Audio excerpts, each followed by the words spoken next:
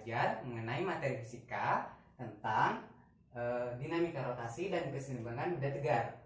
Kemudian nanti saya akan memberikan materi terlebih dahulu, kemudian apa saja syarat-syaratnya untuk keseimbangan benda tegar ini.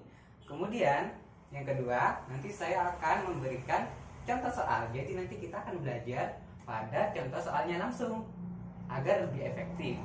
Kemudian yang ketiga ini saya akan memberikan contoh penerapan dinamika rotasi dan keseimbangan benda tegar pada kehidupan sehari-hari. Kemudian saya akan mengkaitkan dengan budaya-budaya yang ada pada kearifan lokal di Indonesia, yaitu pada gudang atak atau gudang pengeringan tembakau. Di sana, di gudang atak merupakan tempat penyimpanan tembakau yang sudah dikeringkan. Nah, di sana terdapat jendela. Nanti kita akan bahas di sana. Apa hubungannya jendela pada gudang atak tersebut dengan dinamika rotasi dan keseimbangan benda tegar? Baik, kita mulai ya materinya.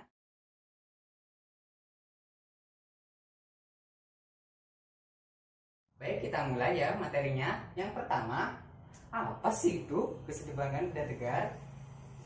Keseimbangan benda tegar adalah suatu keadaan suatu partikel ketika partikel tersebut tidak bergerak secara translasi maupun secara rotasi. Jadi dia diam, dia benar-benar dalam keadaan diam. Oke, jadi nanti pengertiannya ya, definisi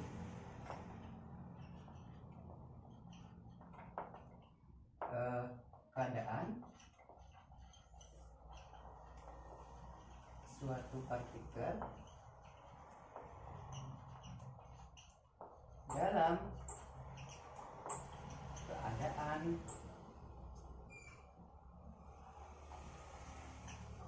diam.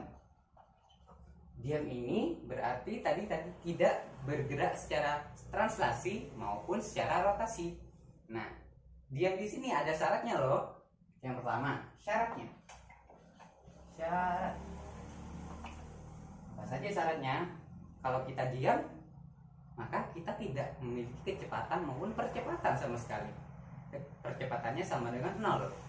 Maka kalau kita tarik ke rumus Newton, F sama dengan M kali A.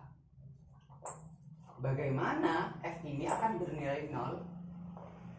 Yaitu ketika A-nya bernilai 0. Kita tidak mungkin memiliki benda yang tidak memiliki massa. Jadi di dunia ini pasti setiap benda memiliki massa kan? Gitu. Nah, jadi M ini tidak mungkin bernilai 0. Tapi percepatannya yang mungkin bernilai 0. Jadi ketika ada suatu M dikalikan dengan 0, apapun yang dikalikan dengan 0, maka hasilnya menjadi 0. Nah, maka syaratnya sigma F sama dengan 0. Semua gaya yang bekerja pada benda tersebut harus bernilai 0. Jadi bendanya harus benar-benar diam. Kemudian sigma F ini dia bisa terbagi menjadi Fy maupun Fx. Jadi gaya itu bisa terhadap sumbu Y maupun terhadap sumbu X. Nah, maka di sini untuk Fy-nya pun harus bernilai 0 dan Fx-nya pun harus bernilai 0. Begitu. Kemudian tadi kan sudah dikatakan dia tidak boleh bergerak secara translasi maupun rotasi. Nah, kalau pada rotasinya itu, maka sigma tau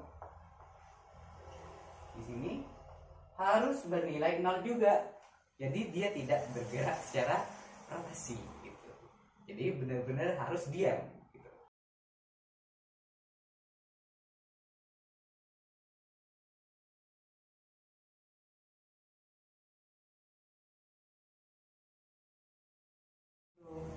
Nah, sini ada 3 jenis tiga jenis kesetimbangan tegar.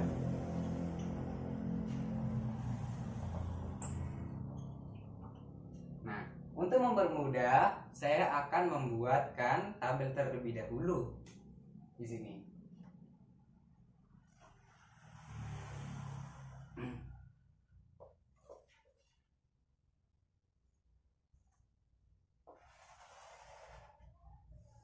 Di sini ada jenis, kemudian ada sesaat setelah gaya luar.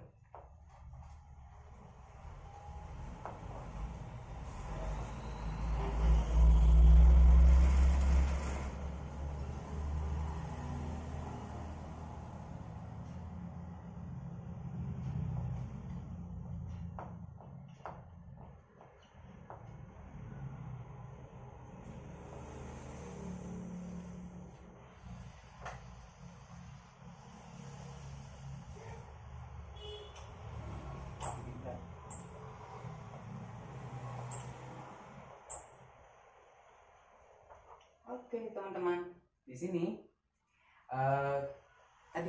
tadi saya kan sudah bilang bahwa ada 3 jenis di sini. Yang pertama ada labil, kemudian ada stabil, dan ada netral. Nah, kita bagi 3 jenis ya sini. Oke, untuk yang pertama stabil. Pada keadaan stabil, kita contohnya di sini ya gambarnya ya. Ini misalnya ini stabil.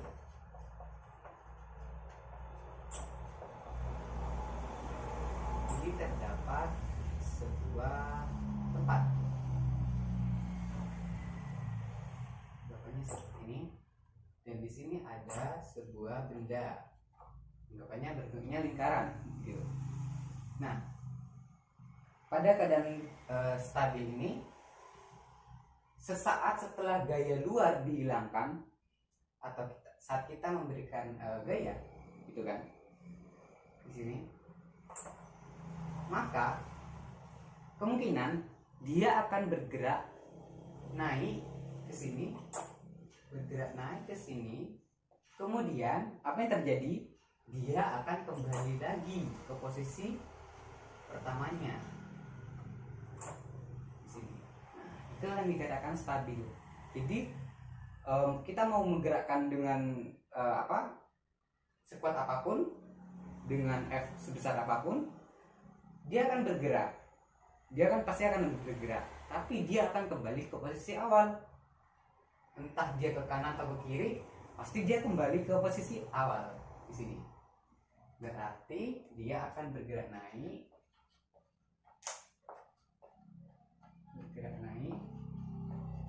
kemudian kembali ke posisi awal.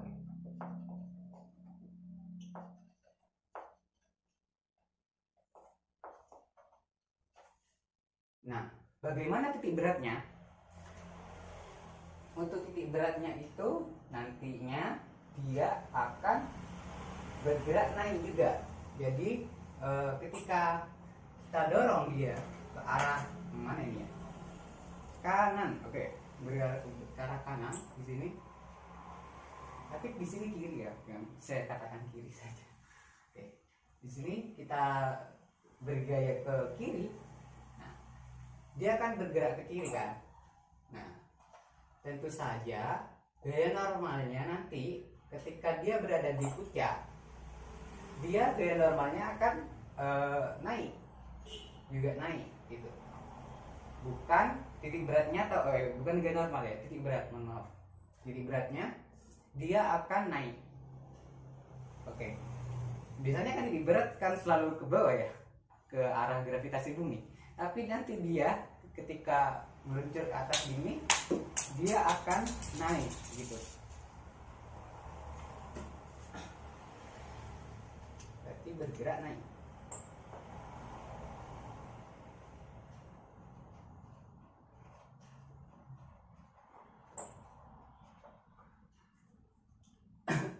Kemudian yang kedua ada jenis yang kedua, yaitu keseimbangan benda, yaitu ketika dalam keadaan labil. Labil ya, kayak dia canda. Oke, labil. Labil nanti bentuk lintasannya atau bentuk posisinya lintasannya ya akan seperti ini. Berkebalikan ya, kalau tadi itu cekung, ini cembung, dan bendanya berada di puncak sini. Nah, ya nih dia di berat, kira-kira mungkin bayangannya seperti di ujung tanduk gitu, telur yang ada di ujung tanduk gitu. Tapi dia akan turun atau tidak akan kembali ke posisi awal. Sesaat setelah saya akan jelaskan aja, tidak akan kembali ke posisi.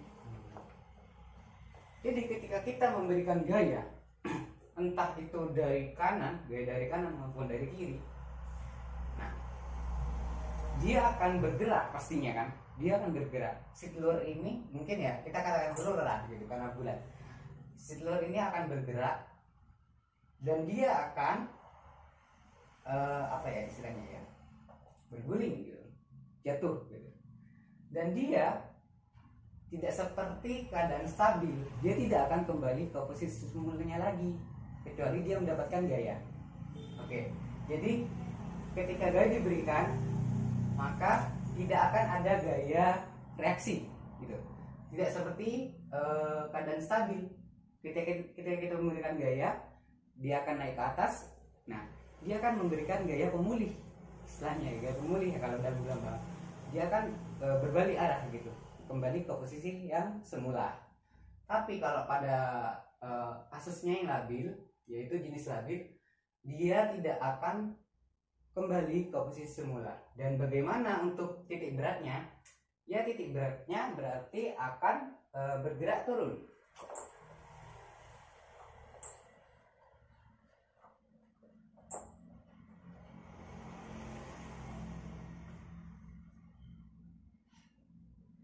Kemudian jenis yang ketiga ada netral.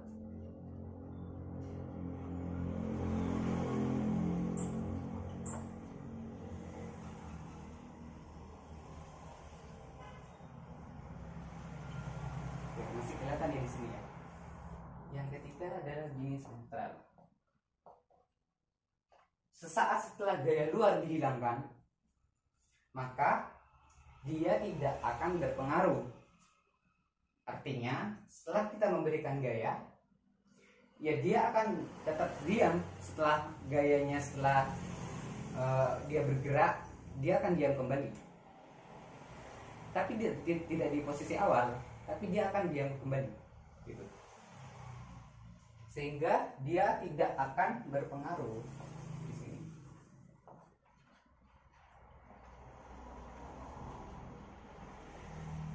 Dan bagaimana untuk gaya beratnya?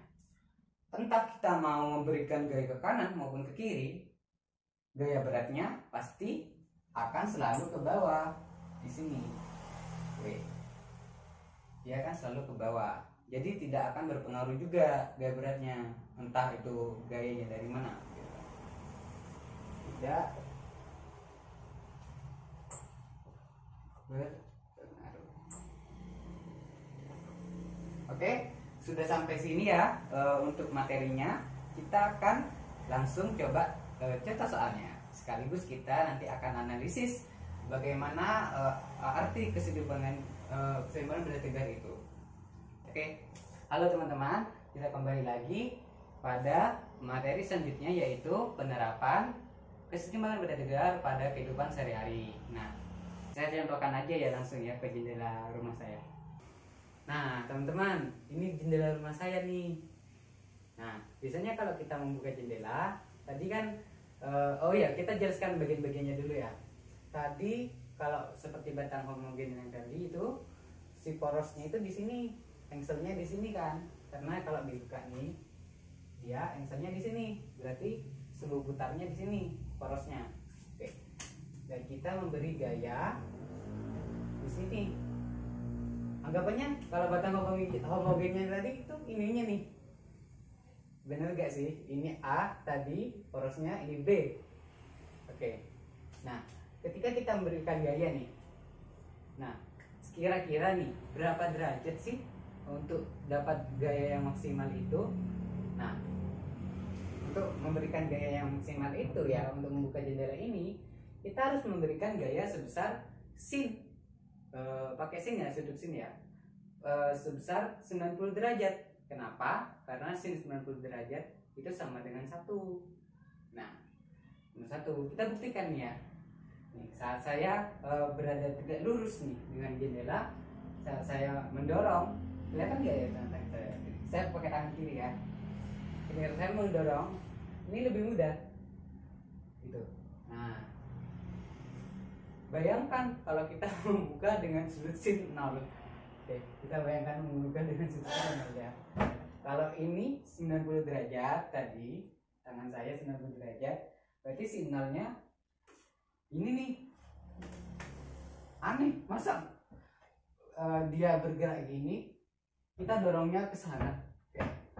Mau didorong gini nih maksudnya nih, gimana ya? Oh, pakai jendela yang bawah.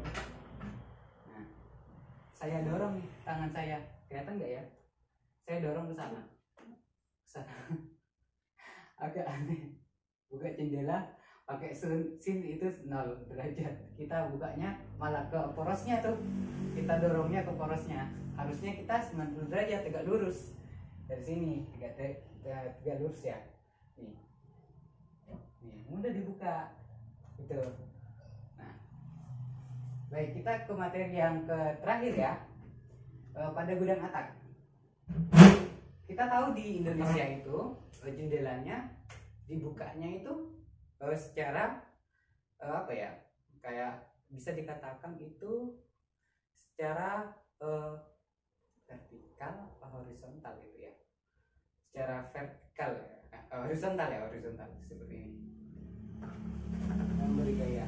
Nah, ini terbukanya secara horizontal dia itu.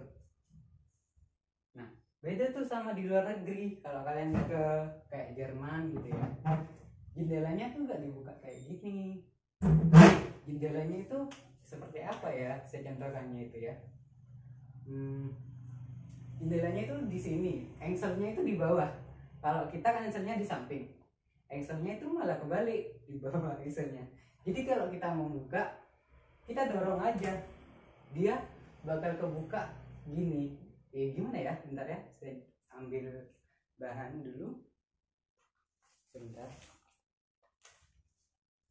Nah, anggapannya ini jendela. Nah, anggapannya ini jendela ya. Jadi kalau kita orang Indonesia bukanya kan engselnya di sini ya kan. Kita bukanya gini, gitu kan.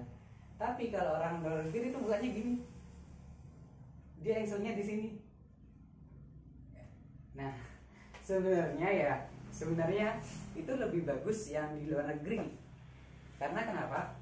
Minusnya kalau misalnya pakai jendela kayak gini, ini ya, misalnya udah kebuka nih, ini, anggapannya udah kebuka.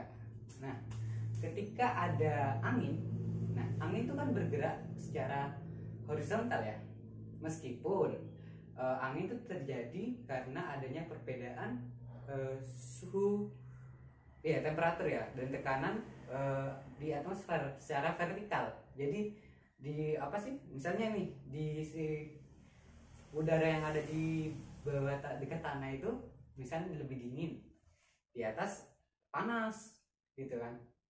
Nah, ketika ada perbedaan suhu dan tekanan, mereka ini akan berpindah sesuai dengan hukum apa ya, sesuai dengan hukumnya gitu loh, kayak di kalor ya, kalor akan berpindah dari yang tinggi ke rendah gitu kan, kalor yang rendah gitu. Nah, mereka itu akan berputar, akan kayak konveksi gitu loh, konveksi. Maka dari itu terjadi angin ya, meskipun konveksinya terjadi secara vertikal, tapi anginnya bergerak secara horizontal gitu kan. Kalau di Indonesia itu anginnya itu bergerak, kalau nggak dari timur ke barat ya selatan ke utara gitu, tergantung musim gitu kan gitu. Nah, jadi yang bahayanya nih kalau misalnya kak jendela jendela kayak gini udah tahu anginnya bergerak secara horizontal, pernah nggak sih kalian lagi angin gede tiba-tiba jendelanya ketutup otomatis gitu, kayak kedorong sama angin sampai bunyi gini, kita kaget kan gitu, ketutup nih jendelanya. Akhirnya keefisien lebih baik pakai yang tadi konsep yang luar negeri itu, engselnya di bawah, jadi dia itu bakal turun, jadi kayak ada batasnya gitu, gak sampai turun gini banget ya, jadi dia bakal ada batasnya berapa derajat gitu, jadi angin tuh masuk lewat sini ke ruangan. Kalau kita yang di Indonesia kan anginnya itu anggapannya misal bergerak dari sini ya, nanti dia gini kan, fluidanya itu bergerak seperti ini. Kalau misalnya dari sini ya nggak bisa, dia bakal ketutup gitu, kaget kita di rumah gitu kan, bangun gitu. Jadi lebih efektif yang di luar negeri. Nah, dan itu ya anehnya malah kita pakai loh di Indonesia, tepatnya di gudang ATAK, di gudang pengeringan, bukan pengeringan ya, gudang tempat penyimpanan tembakau yang sudah dikeringkan. Di sana itu konsepnya pakai yang konsep yang kayak di luar negeri, tapi beda porosnya.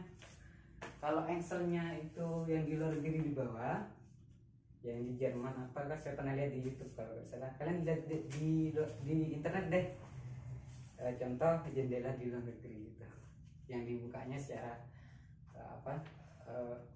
berbeda dengan yang di Indonesia.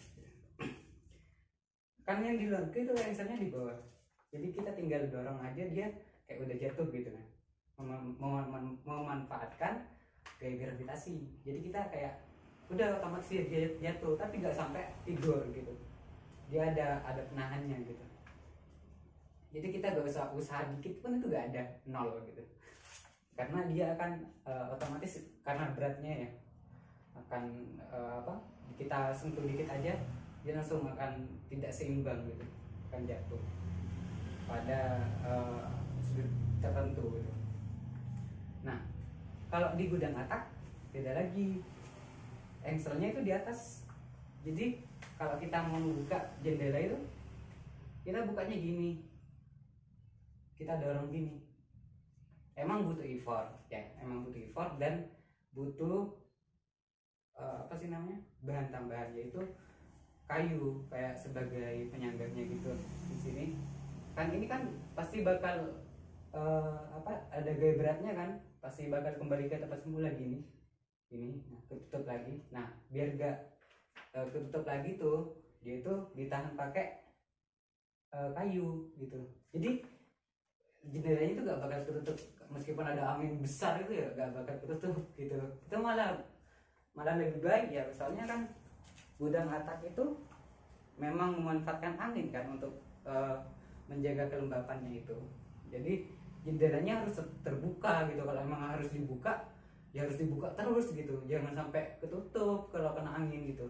Mereka pinter ya ternyata ya, jadi mereka udah memikirkan nih arah anginnya itu kemana, sampai jendelanya juga dimodif, bukan yang kayak kita di rumah yang kayak gini, beda. Jadi ternyata etnofisika itu sudah mereka gunakan, mereka pada nggak ngerti loh tentang dinamika rotasi maupun keseimbangan benda tegar, tapi mereka tahu kayak menganalisis gitu berdasarkan pemikiran mereka sendiri gitu.